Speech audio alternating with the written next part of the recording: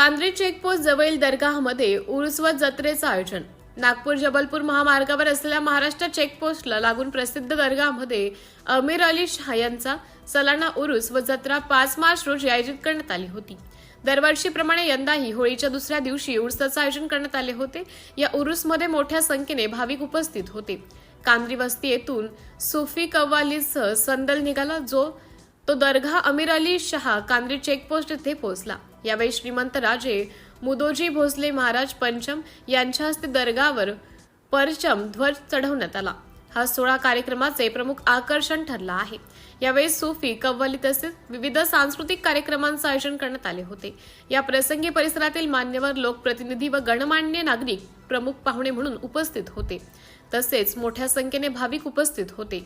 सर्वांनी बाबाशाह यांच्या दरबारातून आशीर्वाद घेऊन भव्य लंगरचा आस्वाद घेतला। सिटी इंडिया न्यूज साठी तालुका प्रतिनिधी हर्षपाल मेश्राम रामटेक।